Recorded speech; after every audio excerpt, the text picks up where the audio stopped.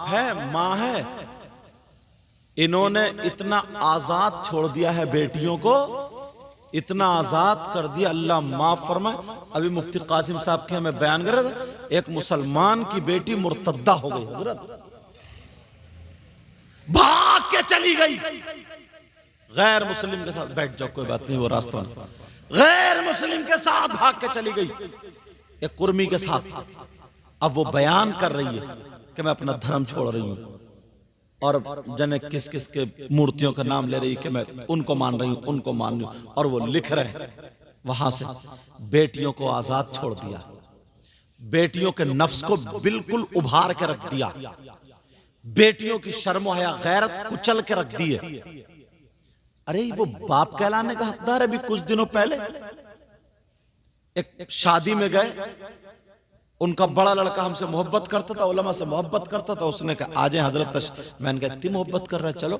पहुंचे हम, कार एक तरफ खड़ी करी, मैरिज हॉल पे गए तो इधर 14-15 लड़की है, इधर 14-15 साल से 20 साल के बीच की लड़की है। इधर वाली एक साड़ी पहने सी, मतलब इधर का जिस्म खोला, इधर का ढका, और अगर इधर से बांधे पड़ी तो इधर, मतलब आधी आधी नंगी, इतना गंदा पहनावा, फूलों की डलिया हाथ में लगे, जो भी आ वेलकम वेलकम, जो भी आ, पूरे बारात के। वो मुसलमानों की बच्चियां थी। अल्लाह, हद हो गई है, हद बिल्कुल। अब उन्होंने नंगा तो कर दिया, क्या कोर्टों पे भेजोगे? अब बेटियों का जिस्म नुचवाओगे क्या? क्या करोगे इनके साथ? तुमने सोचा कभी? कभी नहीं देखा। तुम्हारे यहां पतई खालसा में शादी होती होगी, शादी में देखियो, तब इनके हालात देखियो। 20 साल की हो उसका मेकअप देखियो, 18 साल की हो, 15 साल की हो, 30 साल की हो, एक तरफ से मेकअप में लदी हुई होंगी, कपड़े ऐसे होंगे जैसे नाचने वाली औरतों की, और दुपट्टे कई नहीं होंगे, किसी का इधर पड़ा होगा, इधर पड़ा होगा, बालों में मोती है। इनका बाप भी देख रहा, माँ भी देख रही है, भाई भी देख रहा, चाचा ताऊ देख रहा, सबकी आंखों पे चर्बी आ गई। और फिर कहते कि हजरत घर में बरकतें नहीं है। किसकी बेटियां ये? हमारी तुम्हारी तो है। आंखों पे चर्बी है। ये बाप नहीं देख रहा अपनी बेटी को, मां नहीं देख रही अपनी बेटी को, चाचा ताऊ खालू मामू नहीं देख रहे अपनी बेटी को, सारे लोग देख रहे हैं। और अगर नहीं देख रहे तो तू बाप क्यों बना है? अगर जरा सा ना खाने में नमक तेज हो जाए तब देखियो इसकी त्यूरी। जरा सा खाना अगर कच्चा रह जाए ना तो मां बहन की गाली बकता बीवी को।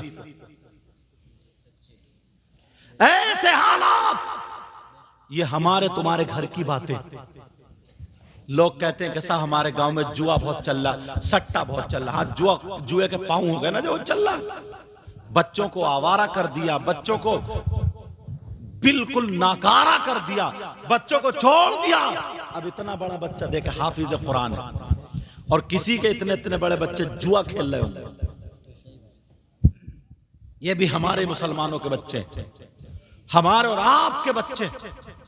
कौन संभालेगा, कौन सुधारेगा? एक शादी में एक बहन मेरी कम से कम 5 जोड़ी कपड़े बनाती है, 5 जोड़ी। एक शादी में 5-5 जोड़ी। क्यों? एक मर्तबा अगर उसका फोटो खिंच गया एक कपड़ों में, एक मर्तबा अगर खिंच गया तो फिर दूसरी मर्तबा फोटो उन कपड़ों में नहीं खिंचवाएगी, मर जाएगी वो, बदनामी होगी, नाक कट जाएगी उसकी, दुनिया कहेगी एक ही जोड़े कपड़े। शौहर को चाहे चोरी करनी पड़े, डकैती करनी पड़े, किसी का गला काटना पड़े, मारना पड़े, इसके ब्यूटी पार्लर के पैसे चाहिए, इसके कपड़े चाहिए। बेटियों को नहीं सिखा सकते हो तुम? बेटियों पे तवज्जो नहीं दे सकते हो? कौन आएगा देने? कौन आएगा? लड़के हैं, उन लड़कों को देखो उनकी रगों में शैतान दौड़ रहा। जरा सा कहीं डीजे की आवाज हो जाए, 50 घोड़े इकट्ठे हो जाए मोहल्ले के। और बाज तो ना चेहरे पे हजरत, सूरतों पे, शक्लों पे 2:30 बज रहे हैं, 2:30। समझे? सूरतें बिगाड़ ली उन्होंने, और बिगाड़ने के बाद शादी में जाएगा किसी अच्छे आदमी के पास नहीं बैठेगा, बास बौराने कुत्तों की तरह छतों पे को झांकेगा। इनसे तुमने नहीं पूछा तेरे घर में तेरी अम्मा नहीं है, तेरे घर में तेरी बहन नहीं है, तेरे घर में तेरी फूफी खाला नहीं है? जैसे सबकी, जैसे उनकी इज्जत वैसे दूसरे की बहन बेटी की इज्जत। और अब तो लड़की, पहले पुराने लोग थे ना, इनके सामने इनकी बेटी इनकी बहन खड़ी नहीं होती थी।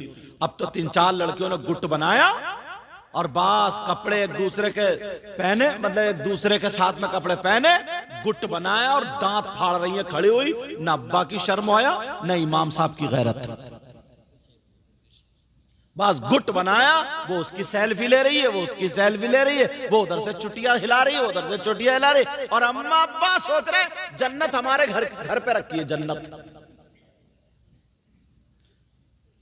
हुकूकुल इबाद, बंदों का हक, हुकूकुल्लाह, अल्लाह का हक।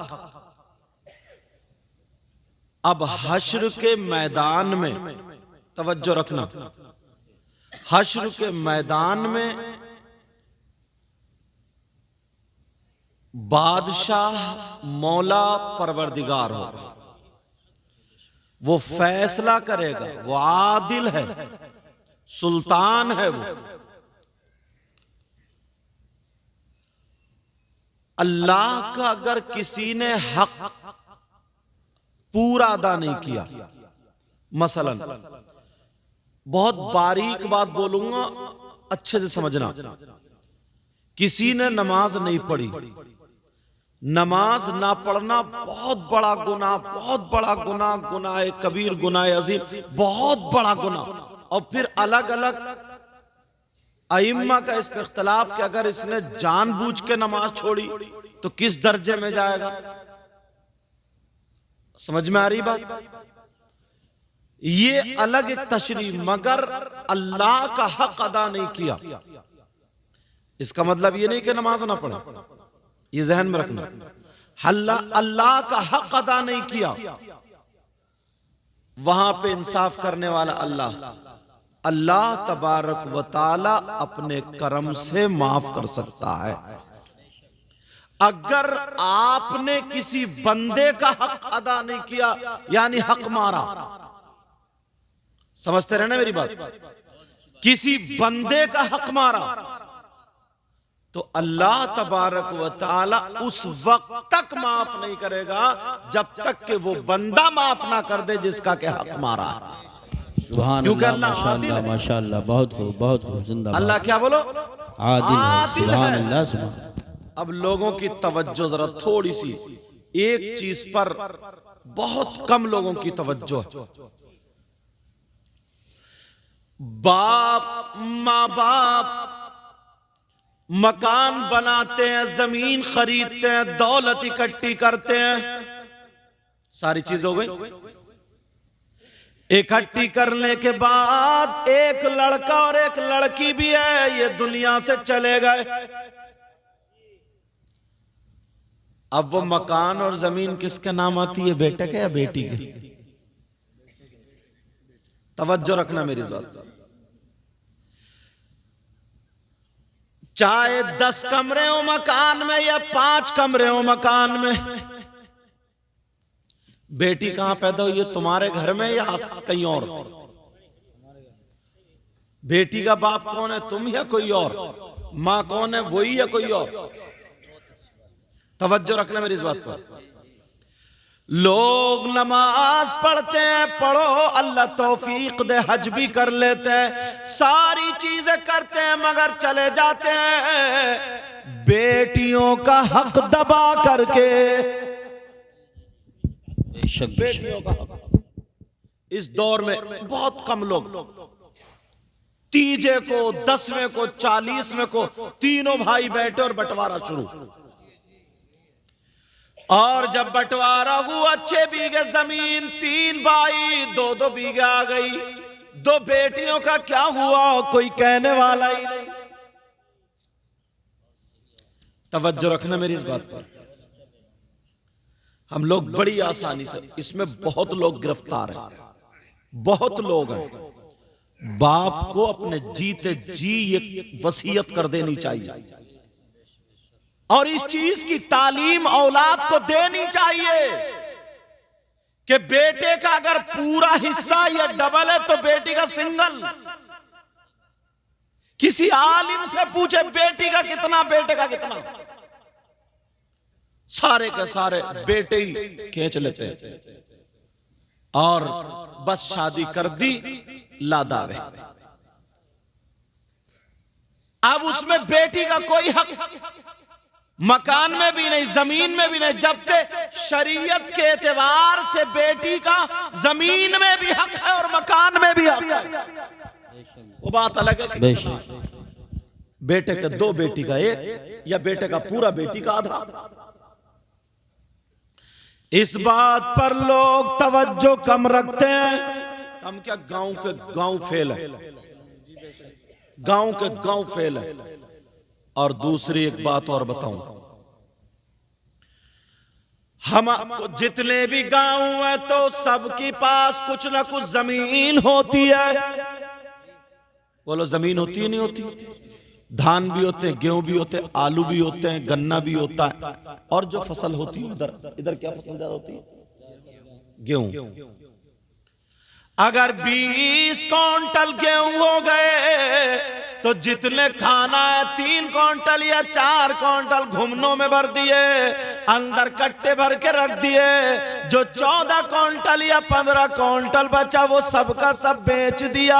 अब शरीयत से पूछो कलमा पढ़ने वालों, तुम्हारी जमीन में जो इतने गेहूं हुए या धान हुए, इसमें किसी और का हिस्सा है कि नहीं? निकालते हो? आसान सा तरीका, 20वां हिस्सा है। कितना बोलो? 20वां। इस अनाज की ज़कात को उश्र बोला जाता है। अगर 20 क्विंटल हो रहा तो 1 क्विंटल देना जरूरी है। समझ में आ रही? मगर कहां देते? बहुत मुश्किल से। कहीं वो मदरसे वाले अगर कहीं से घूमते घामते आ गए, दिखाई दे गए, और अल्लाह माफ फरमाए, ये भी देख के दिया करो कि किस मदरसे में ज़कात लग सकती है। बच्चा एक नहीं पढ़ता, बस इकट्ठे कर लिए, 2-4 कमेटी वाले हुए, इकट्ठे कर लिए गांव में, अपने पास से इमाम की या मदरसे मुदर्रिस की तनख्वाह देनी ना पड़े, वो ज़कात ही रपटा रहे। उन्हें यह भी पता नहीं है कि हीला शरा क्या है क्या नहीं, कुछ नहीं, कोई पता नहीं कि ये देना जायज है कि नहीं। बस अपने पास से 1 रुपया ना चले जाए, बच जाए। हमारे यहां क्या होता है मालूम है? सबसे ज्यादा सस्ती ये कौम हमारी, बड़ी अच्छी तकरीर की हजरत में, सबसे ज्यादा सस्ती मुसलमान 2 चीजों को खरीदते हैं, सबसे ज्यादा सस्ती, और वो दोनों ही बहुत अहम चीज है। एक मस्जिद का इमाम और दूसरा कुर्बानी का बकरा। बिल्कुल मरा खुरा, पसलियां बैठी हुई, बस 1500 रुपए का मिल जाए, बकरी हो 1500 रुपए का मिल जाए, और मोहल्ले में उड़ा दिया था कि आपके बच्चों ने कुर्बानी का प्लान बनाया, जैसे जेसीबी खरीद रहा। और इमाम बिल्कुल, चाहे उसके पीछे नमाज होती है नहीं होती हो, बस तुम्हें लहरा दिखाई दे जाए। अब वो पढ़ रहा मुस्ताकीम ले खत्म, उसे पता ही नहीं। क्यों? जो गांव का पढ़ा लिखा होता है, आसपास में जो मदरसा होता है, उसके किसी अच्छे मुदर्रिस को बुला करके उसको नहीं दिखवाते, देखिएगा इसके पीछे हमारी नमाज होगी या नहीं होगी। सदर सेक्रेटरी खुद ही फैसला कर लेते हैं। अब जब मुझसे मोटरसाइकिल चलानी नहीं आती, स्टीयरिंग पे बिठा लो तो मारूंगा और मर जाऊंगा, यही तो होगा। अब उन्हें क्या पता, उन्हें तो गला दिख रहा है, गला के झूम रहा, ये पता ही नहीं नमाज हो रही है नहीं हो रही है। हद तो ये है, ऐसा ऐसा सिगरेटी होता। नूरुद्दीन मदरसा रमजान में मैं कश्मीर से आ रहा, तो एक का ही आया, बोले हजरत ये बताइए मोटरसाइकिल का कितना फितरा निकलेगा। तो मैंने कहा तुम कौन हो? बोले मस्जिद का मुतवल्ली हूं। मैंने कहा पहले तुझे बांध के 3 महीने मारना चाहिए। उसके बाद फितरे का बताऊंगा। अरे यार हद हो गई। बोले मोटरसाइकिल का कितना फितरा निकलेगा। हजरत इसी रमजान की बात, और अभी सैयद फैजान मियां साहब, मैं गया तो बोले भाई तुम्हारा रिश्ता ऐसा वो मजाक वाला। बोले भाई आज एक मसला पूछता हूं। अरे मैंने कहा कहाँ मसले के लायक हम लोग कहाँ रखे। तो मालूम है एक औरत ने दूसरी औरत से कसम खा ली थी कि मैं अपने शौहर से रजामंदी से तलाक ले लूंगी।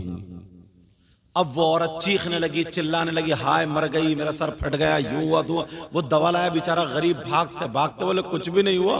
बोली मैंने रात एक ख्वाब देखा। बोली क्या। बोली ये देखा, बस कुछ मत करो, मेरे सर पे हाथ रख के ऐसे करके 3 मरतबा पढ़ के फूंक दो, तलाक तलाक तलाक। अब वो बेचारा गरीब, उसे क्या पता बीबी के मारे मरा जा रहा था, और बीबी के सर पे हाथ रख के उसने फूंक दिया। बोले तलाक तलाक तलाक तलाक तलाक। 3 मरतबा पढ़ के फूंका, उठ के बैठ गई। बोली अब तो तलाक हो गई। ये मसला उनके पास आया। अब बताइए, मैंने कहा नहीं हुई तलाक। वो तो बेचारा वजीफा समझ गया। क्या यार इस कौम को हो गया। अपने मतलब के लिए, सिर्फ अपने मतलब के लिए।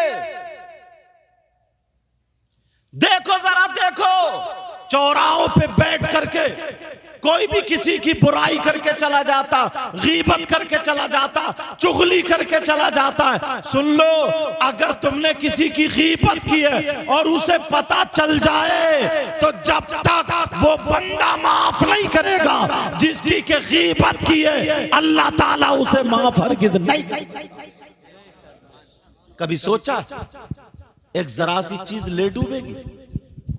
एक मर्तबा नबी ने सहाबा के दरमियान फरमाया था, आंखों में आंसू थे, कहा था मेरी उम्मत में 3 किस्म के लोग ऐसे होंगे जो नमाजें पढ़ेंगे मगर कबूल नहीं होगी, रोजे रखेंगे अल्लाह बरकत फरमाए मगर कबूल नहीं होगी, ज़कात देंगे लेकिन कबूल नहीं। अरे वो गुनाह एक सिर्फ गुनाह करेंगे। कहा इतना पावर उस गुनाह में होगा, इतना जोरदार गुनाह, इतना फुल पावर, इतना ताकतवर। साहबा ने अर्ज किया आका वो होंगे कौन। सुनने की बात है, ये मामूली आसान बात समझ लेते आ जाओ। नबी फरमाते हैं ला यक़बलुल्लाहु अज़्ज़ा वजल सरफ़न वला अदल आक़ आनी अल आक़ लिवालिदैहि।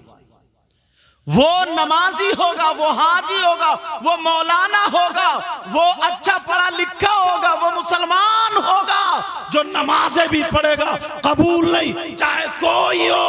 वो गुनाहगार कौन है, वो कोई और नहीं, अल-आक़ु लिवालिदैहि, वो है जो अपने माँ बाप को सताता, माँ बाप को तकलीफ देता है, माँ बाप को नाराज कर देता है, माँ बाप की नहीं सुनता है, माँ बाप को परेशान रखता है।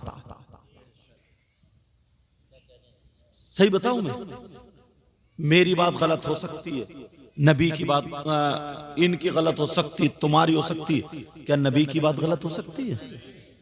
बोलो। और ये नबी कह रहे हैं।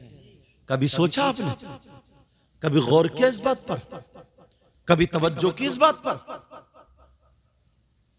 यार जिसके जो समझ में आता करता चला जाता है। नफ्स इतने मोटे हो गए, इतने मोटे हो गए, शरीयत में तबीयत मिलाना शुरू कर दी। कोई पता ही नहीं, कोई परवाह ही नहीं है। आज हम दिन में 40वें की एक फातह में थे, वहां तकरीर थी हमारी दिन में। इतने मेहमान आए, इतने मेहमान आए, मगर तुर्क बरादरी थी उस गांव में, तो एक गांव में 4-4, 5-5 जगह रिश्तेदारियां। तो जितने भी मेहमान घूमते फिर रिश्तेदारियों, आधा घंटा हुआ बैठ रहे हैं, आधा हुआ बैठ रहे हैं। जैसे बिरयानी पकी, टाइम हुआ, फाता हो गए, सलाम, अरे अब चलो जल्दी बिरयानी खाने। मैंने फिर रख के झाड़ा, मैंने कहा बिरयानी खाने आए थे या इसाले सवाब करने आए थे? काहे के लिए आए थे? मां मर जाए, बाप दुनिया से चला जाए, 1-1 साल बाहर रहता है, मां को पलट के नहीं देखता, ससुराल में जाके रहने लगता है, बाप को पलट के नहीं देखता, बीवी को लेकर दिल्ली, बेंगलोर, हैदराबाद कहां का रहता है, जैसे ही मां मरी बाप मरे, तीजे में 2 दर्जन केले लेके आएगा और 1 किलो सेब लेकर के आएगा और जो भी फल होगा वो लेकर के आएगा।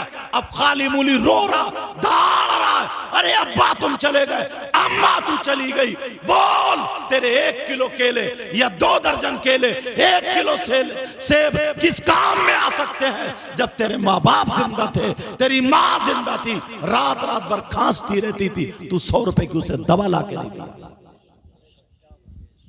तड़पती रही है वो मां, तड़पती रही। बस दौलत मिल जाए मां बाप की, दौलत मिल जाए। हमने तीजे में लड़ाई होते हुई देखी है लोगों की, 10वें में प्रधान फैसला करता है।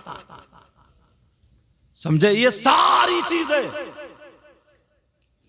कैसी है, क्यों है? इतनी खुराफात है, इतनी खुराफात, इतनी। ये छोटे छोटे बच्चे ना 15, 16, 18, 20 साल की उम्र के, इन्हें नशे की लत पड़ गई है, नशे की।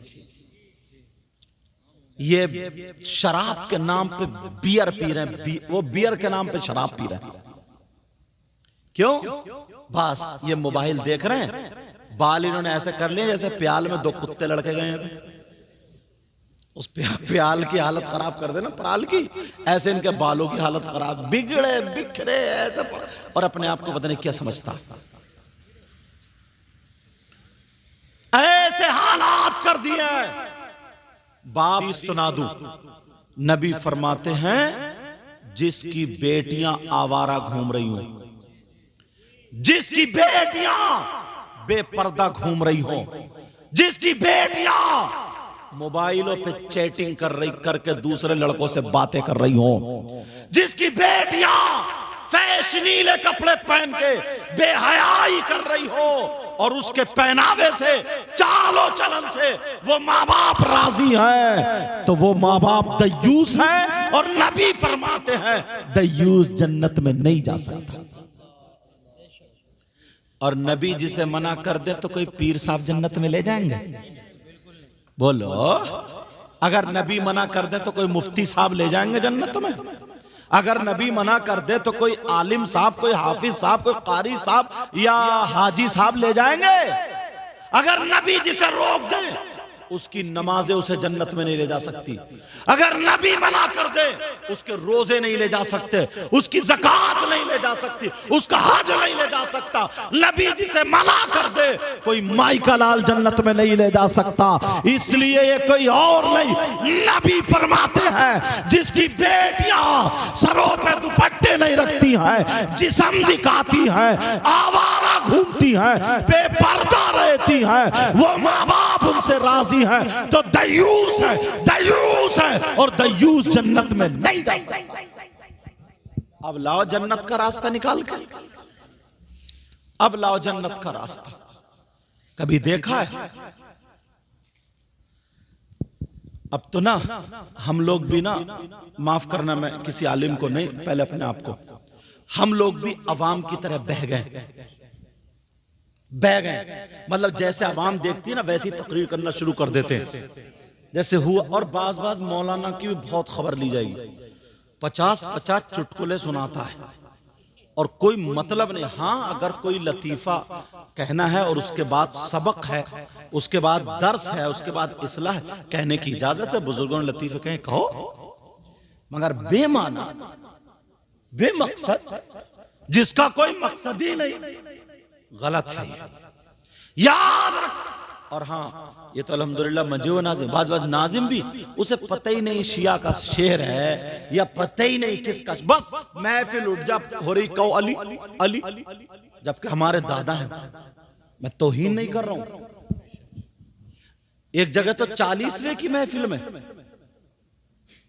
10वें की, मतलब पब्लिक बस उठ जाए, पब्लिक कूदने, इन्हें अपनी रविश पे लाना पड़ेगा, अपने तरीके पर लाना पड़ेगा। इतने लोग हैं, यहां से यहां तक सुनने की बात है। खाली होते होगा आधा घंटा 1 घंटा, कभी ना कभी तो। इतने लोग हैं, सब एक भी नहीं, 2-4 तो शायद हो सकता है अगर हो, इल्ला माशाअल्लाह। एक भी ऐसा नहीं है जब खाली होता हो और नमाजों का टाइम भी ना हो, पूरी दुनिया को छोड़ करके अल्लाह के घर में जाके बैठ जाए। आधा घंटा एक भी अल्लाह के घर में मस्जिद में नहीं बैठता होगा नमाजों के अलावा। बोलो है कि नहीं? ऐसे तुमने देखे बहुत कम नमाजों के अलावा मस्जिद में जाकर के नहीं बैठ सकते। कहां बैठेगा? चौराहों पे। बात नुक्कड़ पे इतनी गीबत होती है, इतनी चुगली होती है, पूरे गांव की बुराई बात कोने पे नुक्कड़ पे होती है।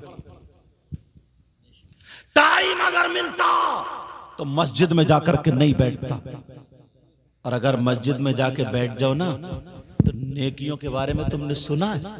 अल्लामा ज़मख़शरी लिखते हैं, खाली बैठ जाए मस्जिद में जाके, कुछ पढ़े भी नहीं, नमाज का टाइम भी नहीं है, कुरान की खाली बैठ जाए, बस कोने में बैठ रहा है, तो बैठेगा, सांसें तो लेगा।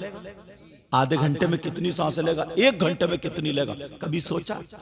खाली बैठ जाए सारी चीजों से बचेगा। और अल्लामा ज़मख़शरी लिखते हैं, नबी का फरमान, वो कहते हैं जितनी देर बैठ करके मस्जिद में अल्लाह का बंदा सांसें लेगा, हर सांस पे अल्लाह ताला उसे 400 नेकी आता है। सुभान अल्लाह। नारे तकबीर, नारे तकबीर, नारे रिसालत, बस लगे आला हजरत उलमा हजरत अल्लामा सैयद मुक़ीम रहमान साई किबला। क्यों अपने बच्चों को ये सबक नहीं देते? क्यों अपने बच्चों को ये दर्स क्यों नहीं देते हो? क्यों अपने बच्चों को ये नसीहत करते हो? समझ में आ रही बात?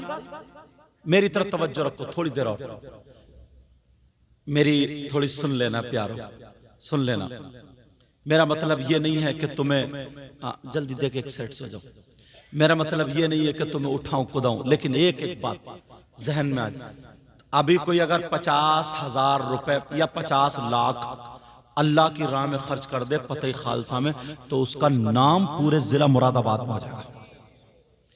और अगर 50 किलो सोना अल्लाह की राह में खर्च कर ले तो, और ये बड़े बयान होंगे उस पे, बड़े बयान होंगे उस पे साहब। और कुछ तो इसी ताक में रहते हैं, जरा सी कुछ निकले खड़ाक से, चाहे आगे पीछे कुछ पता हो ना हो, खड़ाक खड़ाक चल रही है, कुछ इसी ताक में रहते हैं। कुछ शायर भी मुकर्रिर भी दोनों, तो नाजिम भी। लेकिन सुनो, अगर कोई 1 क्विंटल सोना अल्लाह की राह में खर्च कर दे तो कितना सवाब, और कोई अगर 1000 क्विंटल सोना तो बहुत ज्यादा। मुझे लगता है 1000 क्विंटल सोना तो पूरे हिंदुस्तान में कोई नहीं कर सकता। मगर यार अच्छे लोगों के पास बैठा करो ना, ये बातें मिलती। कर सकते हो तो कर सकते हो। वो बोलते हैं ना, मिसाल, ना फिटकरी लगे ना हल्दी लगे ना फिटकरी है और रंग चौका, ना हल्दी लगे ना फिटकरी और रंग चौका। मैं तुम्हें बताऊं, 1000 क्विंटल सोना सदका करने, बल्कि 1000 ने हजरत कई हजार। जब दावा कर रहा हूं ना तो दलील भी इतनी अच्छी दूंगा, या जो दूल्हा मियां बने ना, इनके अब्बा का दिल खुश हो जाएगा। मैं इसलिए नहीं कह रहा हूं कि तुम मुझे नोट दोगे, इसलिए कह रहा हूं तुमने काम इतना अच्छा किया, बच्चा हाफिज कुरान बना बखुदा। लेकिन सुनो, कैसे हजारों क्विंटल सोना सदका करने का सवाब बता दूं। औरतों के लिए नहीं, ये मर्दों के लिए बता दूं। सुनना चाह रहे हो? मगर अमल करना। सैयदुना हजरत अबू बकर सिद्दीक रज़ी अल्लाह ताला अन्हु क्या करते थे हजरत? जुमे के दिन, जुमे की अजान से कुछ टाइम पहले मस्जिद नबवी में जाते थे और पूरी मस्जिद को साफ करते थे, झाड़ते थे, पोंछते थे। नमाजियों के लिए वो मस्जिद तैयार करते थे। आगे वाली सब भर जाती थी, पीछे वाली भर जाती, तीसरी, कभी कभी उन्हें गेट पे नंबर आता था। अब वो कई मर्तबा देखा तो सहाबा देखते थे, अबू बकर ऐसा क्यों कर रहे हैं? तो वो जो भी पूछते थे ना, नबी से पूछते थे। एक सहाबी गए, आका अबू बकर को आपने देखा? कहा मस्जिद में। आका मामला क्या है? अबू बकर ये ऐसा काम क्यों करते? कभी नंबर गेट पे आता है। चलो नमाज का टाइम होगा। नबी बोले चलो। मेरे आका मिंबर शरीफ पे खड़े होकर क्या बयान करते हैं? कयामत तक के मुसलमानों के लिए, नौजवानों तुम्हारे लिए नबी ने फरमा सुनो और पहुंचा देना बात। कहा मेरा अबू बकर जो करता तुम भी करो। कयामत तक के मुसलमानों के लिए क्या? कहा जो भी अल्लाह का बंदा ईमान वाला जुमे के दिन मस्जिद को झाड़ेगा, पोंछेगा, साफ करेगा, नमाजियों के लिए मस्जिद तैयार करेगा और एक मुट्ठी कूड़ा निकाल के बाहर कर देगा, मैं मोहम्मद कहता हूं उसको इतना सवाब मिलेगा जितना ओहद पहाड़ की बराबर सोना सदका करने का सवाब। सुभान अल्लाह। नारे तकबीर, नारे रिसालत, नारे गौसियत, मसलके आला हजरत हुजूर सैयद साहिब क़िबला उलमाए अहले सुन्नत। आपके तो गोदाम भरे हुए होंगे नेकियों से। सोना सदका एक, अब ओहद पहाड़ कितने वजन का होगा? कई हजार। ये मेरे नबी ने फरमाया। जुमे के दिन ये अमल में लाओगे, मगर आदत ना इतनी बुरी हो गई है, अल्लाह ने अगर किसी को ओहदा दे दिया ना, थोड़ा सा सदर बन गया, सेक्रेटरी बन गया, तो जुमे के दिन देखेगा थोड़ा कहीं जाला लगा है, बस शैतान अब पंजा मारेगा और तनफन होगा, कमर पे हाथ रखेगा, इमाम साहब तुम्हें जाला नहीं दिख रहा, ये गया काम से। अब ये भी तुम सदर हो गए ना, अबू बकर सिद्दीक से ऊंचा मकाम हो गया होगा तुम्हारा, मौलाए कायनात हजरत अली से ज्यादा मकाम हो गया होगा तुम्हारा, हसनैन करीमैन से ऊंचा मकाम हो गया होगा, इमाम साहब पे हुकूमत। यार तुम सदर बने थे, तुम्हें मौका मिला था कम से कम आधा घंटा पहले आके मस्जिद साफ कर देते। सदर नहीं, मस्जिद के नौकर बनो। समझ में आ रही है? खादिम बनो। झाड़ू मारने वाला, जिनका नाम एक सहाबी रसूल है, वो झाड़ू मारने वाले, अल्लाह उनके बारे में हल्का सा किसी ने ये कह दिया था, मतलब दिखाते ना अपने आप को कि तुम झाड़ू मारने वाले, तुम्हारी क्या हैसियत। हालांकि मैं उन सहाबी के बारे में जुमला बोलना नहीं चाहता। मेरे नबी ने खड़े होकर क्या कहा था मालूम है? आंखों में आंसू थे और मेरे नबी ने यह कहा था, मेरे अल्लाह के घर में मेरा एक सहाबी झाड़ू मारने वाला अगर इस पहाड़ से ये कह देना कि तू वहां से यहां आ जा, तो कसम है रब काबा की, मौला ताला इसकी बात को पलटेगा।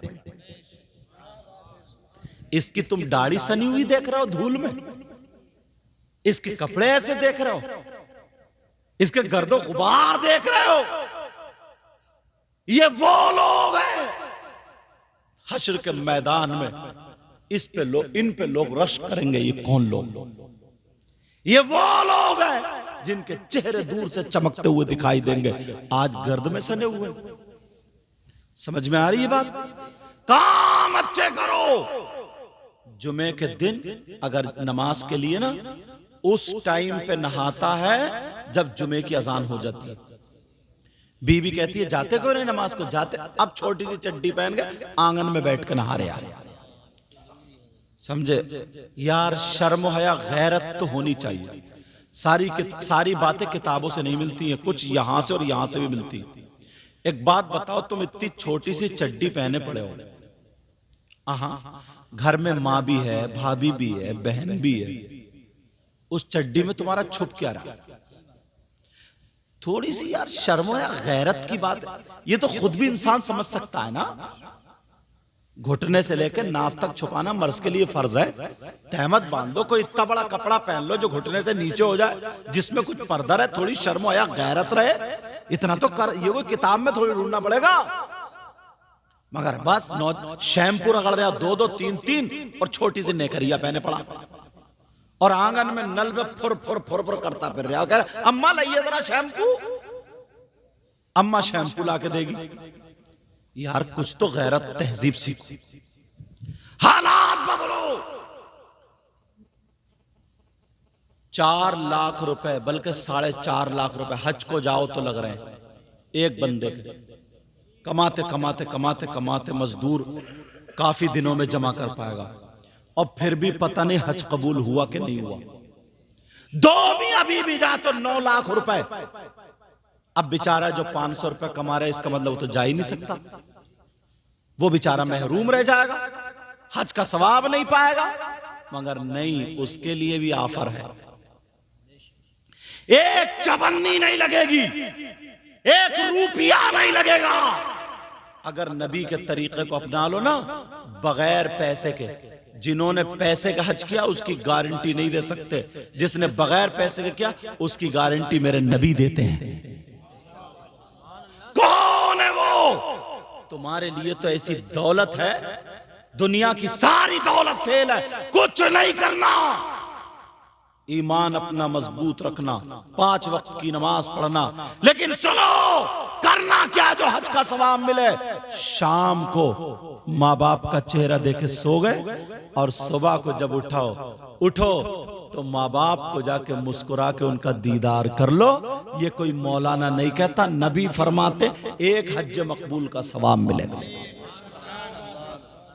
यार ना कोई रुपया ना कोई पैसा, लेकिन करो तो कहां जाएगा। बात जहां सियासत की बातें चल रही हैं, मस्जिद में भी बार बार बुढ़ा निकाल के बैठा, ऐ भाई अब क्या किसकी सीट निकल रही है?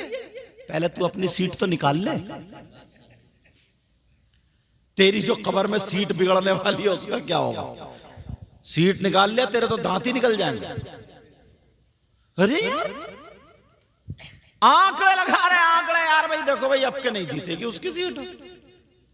इतना जोर अपनी नमाजों पे नहीं देगा, इतना जोर अपनी सच्चाई पे नहीं देगा, इतना जोर अपने आप पे नहीं देगा। कोई एक अल्लाह का बंदा ऐसा हो जिस पे 50 मर्तबा एक दिन में अल्लाह की लानत पड़ जाए, वो कामयाब हो सकता है? बताओ, तुम्हारे गांव में कोई है ऐसा जिस पे एक दिन में 50 मर्तबा अल्लाह की लानत पड़ी? बोलो कोई है ऐसा? मैं तो ये कह रहा हूं गांव में 10-20 को छोड़ के पूरा गांव ही ऐसा होगा। माफ करियो यार, बात थोड़ी बड़ी कह रहा हूं, मगर अगर बताऊंगा ना, दलील दूंगा तो तुम भी कहोगे बात सच है। मेरी बात अगर हो तो पलटा दो, मुफ्ती साहब की हो, इनकी मुफ्ती साहब की, तो पलटा दो। और अगर कुरान कहे तो पलटाओगे? कुरान का एक एक लफ्ज सच्चा, कुरान का एक एक हर्फ सच्चा, कुरान की हर आयत सच्ची, कुरान में जर्रा बराबर भी शक नहीं। कुरान कहता है बिस्मिल्लाहिर्रहमानिर्रहीम लानतुल्लाहि अलल काज़िबीन, झूठों पर अल्लाह की लानत। अब सुबह से शाम तक जरा अपने आप को टटोलियो, कितनी कच्ची फेंक रहे हो, कितनी मर्तबा झूठ बोल रहे हो।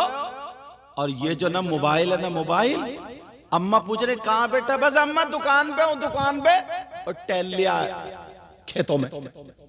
क्या ये सच्चाई है? ये भी झूठ है। और माफ करना, इस मोबाइल ने तो मौलाना लोगों को भी नहीं छोड़ा। हाँ, बोले कहां पहुंचे हजरत? है रामपुर में, तो बता रहा पागवाड़े में। ये भी सच। अच्छा, तुम में भी यही ज्यादा हक लगी, तुम्हें भी। और बाकी सब इतनी बातों में बाकी भी इन्होंने जोर नहीं दिया। लेकिन सुनो, सारी बात तवज्जो रखो मेरी तरफ। अच्छा, एक चीज और बताऊं, हमारे क्या होता है? हमारे ये होता है, अरे यार तुम हमसे ही कह रहे हो सुभान अल्लाह को, ये जो बैठे ऊपर इनसे क्यों नहीं कह रहे हो सुभान अल्लाह? चलो ठीक है, मैं इनसे सूरह बकर सुनूंगा, तुम सुनाओगे? अरे भाई, मैं इनसे सूरह बकर सुनूंगा, सुनाओगे? मैं इनसे 23वां पारा सुनूंगा, तुम सुनाओगे? जिसका जो काम है ना, उस सबके लिए अगर स्टेज बना दिया जाए तो फिर इन कुर्सियों की क्या जरूरत थी? तो फिर जमीन पे ही आ जाते। चलो सबके लिए जमीनी स्टेज है। ये मतलब एक मकाम होता है, एक रुतबा होता है, किसका क्या होता है, समझ में आ रही बात? लेकिन मैं देखो, बुरा मत मानना, रोकता नहीं हूं, जो आती वो कहता हूं। मौलाना लोगों को भी इस मोबाइल ने झूठ बुलवा दिया है। अरे पीरों को भी नहीं छोड़ा। पीर तो और आगे की फेंक रहा। सही बता रहे हो, वो तो अच्छा इतना जरी हो जाता, इतना नीडर हो जाता, फिर अल्लाह से नहीं डरता, फिर तो धड़ापड़ मार रहा, धड़ापड़ मार रहा, धड़ापड़। अपने आप को संभालो। 50 मरतबा हर इंसान इस दौर में सुबह से शाम तक झूठ बोल जाता है। अब कुरान कह रहा है लानतुल्लाह अलल काज़िबीन, झूठों पर अल्लाह की लानत। तो 50 लानतें हो गई। अब तुम्हारे गांव में कोई बचा? नबी ने फरमाया 2 चीजों की हिफाजत कर लो। पहले बुजुर्ग थे ना, अपना रोजा रखते थे, रोजा काय का, ना बोलने का। बोलते नहीं थे वो, मतलब दुनियावी बात, सिर्फ अल्लाह का जिक्र करते थे। अगर उन्हें खाना भी मांगना ना, तो जो खादिम होता था इशारे से कहते थे, पानी मांगना तो इशारे से। यार क्या उनकी तरबियत थी। जबान पे अल्लाह के अलावा और जिक्रुल्लाह के अलावा कोई लफ्ज आता ही नहीं था, जिक्र रसूल के अलावा कोई लफ्ज आता ही नहीं था। वो जबानों को अपनी तासीर वाला बनाते थे। मगर आज के दौर में जबान की कोई कीमत अब नहीं समझता। नबी ने फरमाया 2 चीजों की तुम हिफाजत कर लो, जन्नत की जमानत मैं लेता हूं। किसने कहा बोलो? कितनी चीजों की? एक जबान और दूसरी शर्मगाह। इन 2 चीजों की तुम हिफाजत कर लो। नबी फरमाते जन्नत की जमानत मैं लेता हूं। और इन दोनों की हिफाजत नहीं। हद तो यह है जनाबे वाला कि कौन सुधारेगा? बाप को अपनी बेटी को दुपट्टा उड़ाना चाहिए, भाई को अपनी बहन के सामने बवकार रहना चाहिए, चाचा को अपनी भतीजी के सामने पुरवकार रहना चाहिए, इज्जतदार रहना चाहिए। मगर ना बड़े बड़े लोग, अच्छे अच्छे लोग अगर मजार शरीफ भी गांव में मोहल्ले में 2-3 लाख रुपए चंदा इकट्ठे करे और करने के बाद उर्स के नाम पे वहां भी गुंडागर्दी शुरू कर दी। ले अब पूरे मोहल्ले की माँ बहनें सब जा रही है और वहां पे इधर लेडीज कव्वाल है, इधर जेंट्स है, इधर जेंट्स है, मुकाबले हो रहे, मुंह काले हो रहे हैं। तुमने इसीलिए चंदा किया था। क्यों बिगाड़ रहे हो अपने बच्चों? क्यों बिगाड़ रहे हो? कौन है तुम्हारे अल्लाह के वली? तुम्हारे बाप हैं, दादा हैं, नाना? कौन है जो तुम उनके मजार पे ढोलक बजा रहे हो? उनके मजार पे उन नाचने वाली औरतों को लाके तुमने बिठा दिया, उन दाढ़ी मुंडे कव्वालों को लाके बिठा दिया और वो वहां पे गंदे गंदे शेर कह रही हो, गंदे गंदे शेर। नौजवान थूक लगा लगा के नोट यूं कर रहा है, ऐसे कर रहा है, फेंका फागी कर रहा है, और माँ बहन तांता लगा हुए देख रही है। किसे दिखाने का इंतजाम किया तुमने? बोलो। अम्मा को दिखा रहा हो ये हरकतें, बहनों को दिखा रहा हो यार। फिर कहते हैं हजरत दुआ करियो, औलाद जरा थोड़ी कब्जे में कम चल रही है, औलाद कब्जे में। अच्छा ऐसे ही कब्जे में आएगी। वो मजार अल्लाह वाले का वो आस्ताना है जहां पर डॉक्टर फेल हो जाए, हकीम फेल हो जाए, जहां पे किसी की सुनवाई ना होती हो, अल्लाह वाले की चौखट पे चला जाए बेड़ा पार। तुमने वहां भी गुंडागर्दी पहुंचा दी, वहां भी पहुंचा के छोड़ी है। नबी ने फरमाया अन निकाह मिन सुन्नती, निकाह मेरी सुन्नत है। और निकाह के अलावा अब बताइए कौन सी चीज बची है सुन्नत? वो इतने बड़ा जैसे ये बड़ा वाला ये ने रखा, ये बड़ा वाला एक आएगा कंधे पर रख के सब औरतों के फोटो खींचता फिर रहा, सब औरतों के फोटो। अब औरतें फोटो के चक्कर में तो डूब गई थी एक तालाब में। हाँ, फोटो के चक्कर में कोई दुपट्टा इधर को हटा के फोटो खिंचवा रही, कोई इधर को, कोई टांगे उठा के, कोई कुछ, कोई ऐसे हालात। कौन ला रहा है ये 3-3, 4-4 हजार रुपए बेहयाई कराने के लिए? जोहर का टाइम हो जाए, देख लियो शादी में एक भी औरत ऐसी नहीं मिलेगी जो वुजू के लिए लोटा ढूंढती फिरे। अगर वुजू बनाएगी तो मेकअप धुल जाएगा। अरे बोलो है क्या नहीं? और कहां ढूंढेगी? पंखा। दीवार में अगर शीशा लगा हो ना तो हर मिनट पे जाएगी, दुपट्टा संभालेगी, फिर चली आएगी। फिर इसके दिल को तसल्ली नहीं होगी, पता नहीं कैसी लग रही, फिर मुंह देख के आएगी, वो काली पीली नीली, फिर मुंह देख के आएगी, फिर घूम रही है, फिर 10-10 मरतबा इस थूतले को देख रही हो। ये अम्मा नहीं देख रही है मेरी बेटी की हरकतें क्या, या बाप नहीं देख रहे मेरी बेटी की हरकतें क्या? नबी फरमाते निकाह मेरी सुन्नत है। अब पूरी शादी को आप उठा लीजिए, पूरी शादी को, दो चार बातों को छोड़कर सब खुराफातें हो रही हैं। और आखिरी बात बता रहा हूं, तुम्हें मेरी बातें थोड़ी कड़वी लग रही होंगी, लेकिन सुन लेना। नजरिया इतना बदल गया हजरत, नजरिया इतना बदल गया, तुम्हारी नाज शरीफ होगी, बेफिक्र रहो। नजरिया इतना बदल गया है। तुमसे मैं एक बात पूछता हूं, अक्सर तकरीरों में ये बात बोलता हूं, हो सकता है जहन में कुछ पलटा लगे। ये बताओ, अगर कोई ये मैक चुरा के ले जाए और तुम्हें पता चल जाए चोर ये है, तो तुम उसे इनाम दोगे या उसे सजा दोगे? सजा देंगे, इनाम तो नहीं दोगे। या और कहोगे तुम्हारी भैंस खोल के ले जाएगा, अरे यार 5,000 और ले लिए, बोलो।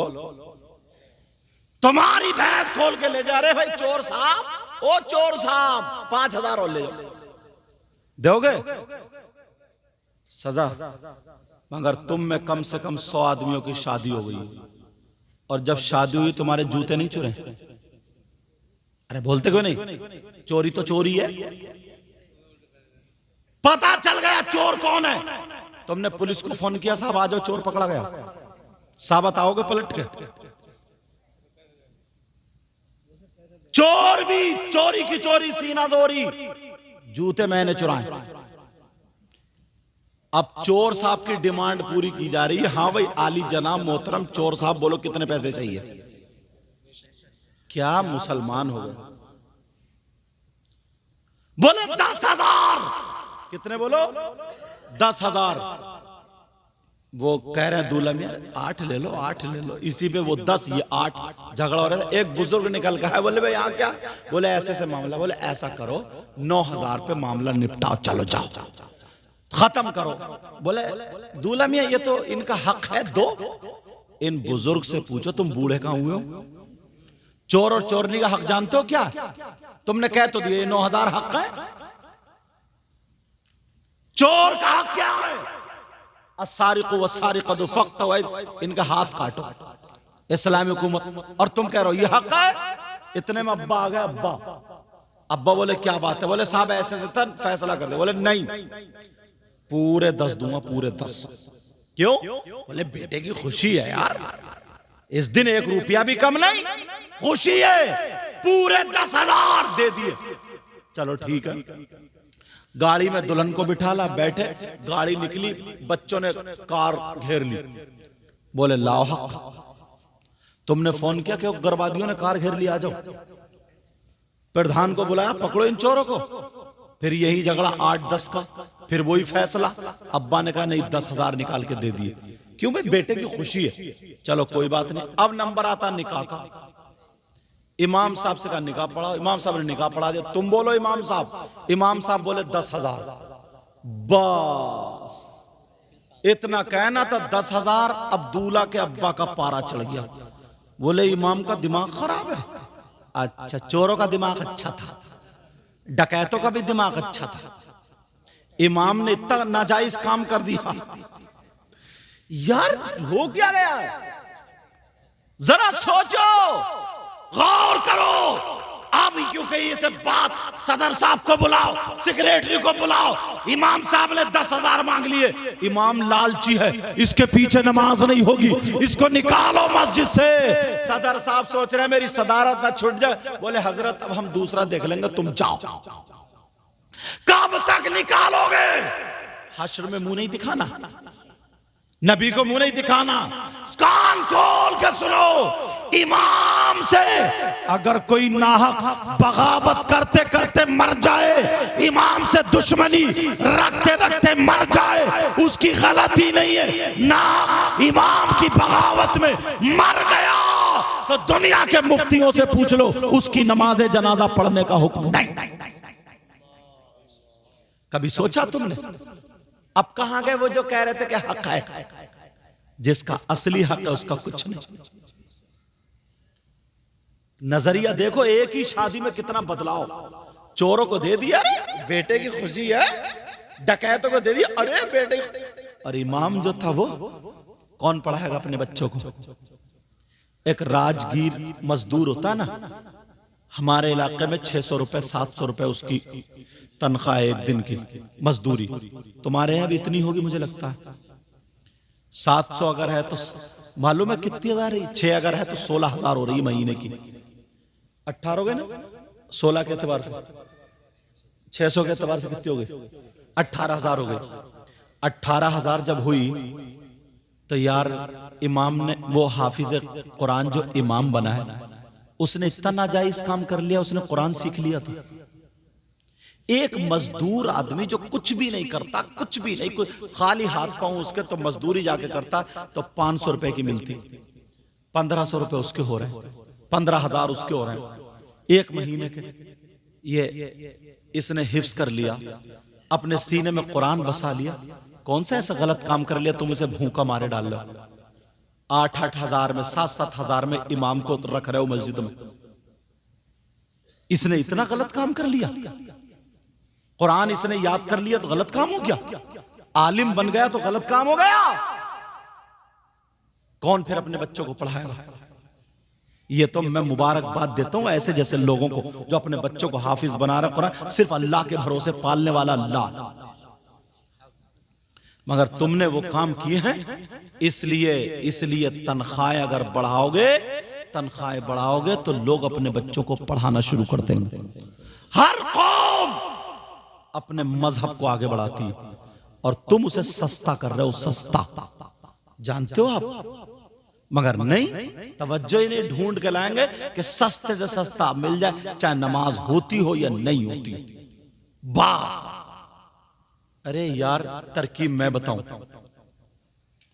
कोई भी मस्जिद हो हजरत, हर मस्जिद में 100 नमाजी तो आते ही जुमे के दिन। बोले आते नहीं आते जुमे के दिन? हर मस्जिद में 100। तुम यार अगर हर जुमे को 50 रुपए का डाल दोगे गुल्लक में तो 100 आदमियों के मालूम है कितना हो रहा है? 5,000 एक जुमे में हो रहे हैं। 5 जुमों में एक महीने में 25,000 हो गए। और तुम्हारे पास से कितने का? 250 रुपए। और मैं तुम्हें किताबों के नहीं, सीने से जो बातें मिलती हैं वो बता रहा हूं। अगर तुमने जिस दिन से ये अमल शुरू कर दिया ना, तो तुम्हारे बच्चे डॉक्टरों के पास जाने से बच जाएंगे, वरना एक की तबीयत खराब होती है तो 700-800 रुपए की दवा आती है। आजमा के देखो, अल्लाह से तिजारत करके देखो। उधर 25,000 मस्जिद को भी तुम्हारे तो 250 रुपए जा रहे हैं। आजमा के देखिए। बुजुर्गों ने यही किया था, यही आजमाया था, इसलिए कामयाब हुए हैं वो लोग। पांव में कुल्हाड़ी हम मार रहे हैं। कोई धर्म ऐसा नहीं, कोई मजहब ऐसा नहीं जिसमें ऐलान होता हो, बताया जाता हो कामयाबी कहां है।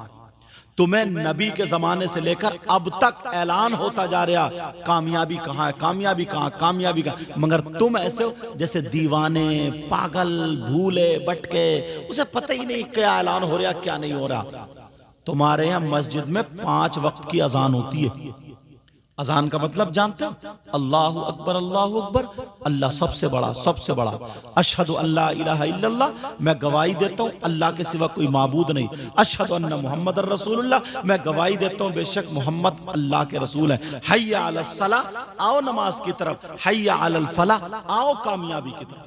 खुले लफ्जों में, और अल्लाह की तरफ से ही है। तुम्हारे यहाँ अजान हो रही है, तू दुकान खोल ले। अजान हो रही है, अपने कारोबार पे जा रहा। अजान हो रही, टहलने जा रहा। अजान के टाइम सारी चीजें बंद कर दो और कामयाबी की तरफ को चलो। सहाबा ने दुकानें बंद कर दी थी, कारोबार छोड़ दिया था, नमाज पढ़ी, फिर कारोबार पे लग गए। नहीं कर सकते हो क्या ऐसा? तुम असली चीज से मुड़ चुके हो, वरना हमसे ज्यादा कामयाब कोई नहीं है। यही वो लोग हैं जो अपने रब की हिदायत पर हैं, और यही वो लोग हैं जो कामयाब हैं। समझ में आ रही? मुबारकबाद के लायक है। ये हाफिज कुरान हुए अपने इमामों की। अब तुम्हें नौजवानों उठना पड़ेगा। तुम खुद सोचो यार, 700-800 रुपए में तो मोबाइल रिचार्ज हो रहा है। यार उसकी बीवी नहीं है कि इमाम की बीवी नहीं है क्या? उसकी बीवी इस लायक नहीं है जो अच्छा सूट पहन ले। उसके बच्चे नहीं है यार, उसने क्या सोचेगी? सोचेगी कि मेरे शौहर ने इतना गलत काम कर लिया कि उनकी जिंदगी में मुझे कपड़े अच्छे पहनने नहीं मिल रहे। वो तो हाफिज कुरान हुआ है ना। आलिम दीन हुआ है। जरा सोचो, एक बंदे का ये है जिसमें पूरा मोहल्ला मिलकर ये काम नहीं कर सकता। तो नौजवानों, तुम्हें मैदान में निकलना होगा, तुम्हें आना पड़ेगा। अब सारी चीजें, सारी सहूलत, लाइट का बिल आ जाता है 12, 13, 14, 1500 रुपए का। तो बोलो आ जाता नहीं? आ जाता है। 1500 रुपए का बिल आ गया उसका बेचारे का, 1500 रुपए दूध में चलेगा उसके बेचारे, समझ में आ रहे? और वो 24 घंटे मस्जिद में रहता है। वो भी जुमेरात को अगर घर जाएगा, जुमे को आ जाए, और किसी आदमी का अगर फाता छूट जाए और वो उसके बेटे की तबीयत खराब है, बेटी की या बीवी की, और 8 दिन में यार सब अपने अपने वो मिलाते हैं कि मुझे कहाँ जाना, कहाँ नहीं जाना। और अगर वो फाता छोड़ के चला गया ना, तो यही मुसलमान सबसे बड़ा दुश्मन मस्जिद में कसम खा के आता कि अब तू रह के दिखा दिए जरा, कब तक निकालोगे? हश्र में कहाँ जाओगे? इतना मारा जाएगा, ठिकाने लगा दिए जाओगे। अभी तो तुम सोच रहे हो कि कुछ नहीं हो रहा, अभी से सोच रहे हो कि कुछ नहीं हो रहा। याद रखो यार, गौर करो, उसके भी बीवी बच्चे, एक दिन के लिए हफ्ते में जाए तो फातिहा पढ़ना तुम पे थी ना। अगर वो रुक गया तो अल्हम्दुलिल्लाह, नहीं रुका, तुम्हारी अम्मा, तुम्हारे अब्बा, तुम पे फातिहा पढ़ना थी ना। हफ्ते में उसकी एक दिन की भी छुट्टी नहीं होगी, कौन पढ़ाएगा अपने बच्चों को? नौजवानों, तुमसे कह के जा रहा हूं, इन बुजुर्गों से भी कह के जा रहा हूं, जो चीज अगर सस्ती होती है ना, उसकी कदर नहीं होती है, और जो चीज महंगी होती है उसकी कदर ज्यादा होती है। हमारा दीन, हमारा मजहब सबसे ज्यादा अहम है, सबसे ज्यादा बेहतर है, सबसे ज्यादा लाजवाब है। आज के बाद इन बातों को याद रखियो। मुबारकबाद के लायक है हाफिज मोहम्मद कैफ साहब, तुम अपने बच्चों को पढ़ाओ, हाँ समझे? हाफिज अपने बच्चों को पढ़ाओ, आलिम रब्बानी बनाओ। एक बात बताता हूं मैं तुम्हें, इस तरफ से लेकर के इधर तक कितने बुरा इंसान है, कितने नाकारा है, कितने खराब है, मगर कोई ऐसा है जो अपनी माँ पे गलत नजर डाले, अपनी माँ के साथ जिना करे, अपनी माँ से गलत हरकत कर, मर जाएगा मगर गलत हरकत नहीं करेगा। बोलो नहीं कर सकता ना? मगर यार हम हदीस पढ़ते हैं ना, आंखों में आंसू आ जाते हैं। लोग सोचते ही नहीं इस बात पर। मेरी बात हो तो पलटा दो, इनकी बात हो पलट, नबी की बात हो तो कहां से पलटाऊं? ये हराम का लुकमा जो खाना शुरू कर देते हैं ना, जुआ खेल रहे हैं, सट्टे खेल रहे हैं, लूडो के जरिए, ताश के जरिए, मोबाइल के जरिए, कब्रिस्तान में बैठ के खेल रहे हैं, सूद ब्याज, ये सारा कारोबार चल रहा। छोटे छोटे बच्चे, उनके लिए चाय पत्ती आ रही है तो हराम के पैसों से, उनके कपड़े आ रहे हैं तो हराम के पैसों से, घर में नमक मिर्च आ रहे हैं तो हराम के पैसों से, बीबी के जेवर आ रहे हैं तो हराम के पैसों से। अल्लाह, मेरे नबी फरमाते हैं जो सूद और ब्याज हराम है ना, जो इसका काम करता है, कारोबार करता है, उस गुनाह के, उस सूद का जो गुनाह है उसके 70 टुकड़े हैं, उसके 70 हिस्से हैं। आका फरमाते हैं सबसे बड़ा, फिर उससे छोटा, उससे छोटा, उससे छोटा, उससे 70 हिस्से, यहां से यहां तक लाइन से लगा दो। नबी फरमाते उन 70 हिस्सों में सबसे छोटा वाला जो हिस्सा है, उसका गुनाह, उसका पाप ऐसा है जैसे सगे बेटे का मां के साथ जिना। जुआ खेलोगे, सट्टा खेलोगे, आज के बाद ताश का पत्ता नहीं आना चाहिए, बग्गी बाग हराम की नियत से, जुए की नियत से नहीं होना चाहिए, ताश मोबाइल जुए की नियत से नहीं।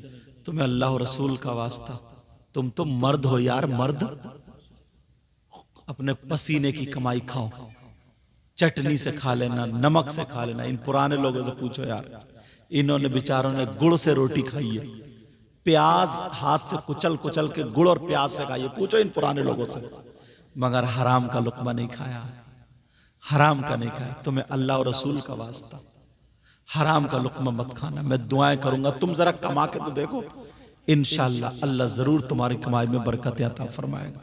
मौला ताला अपने हबीब के सदका तो फैल इनकी कमाइयों में बरकतें अता फरमा, इनको इतना दे, इतना दे, इनकी दुनिया और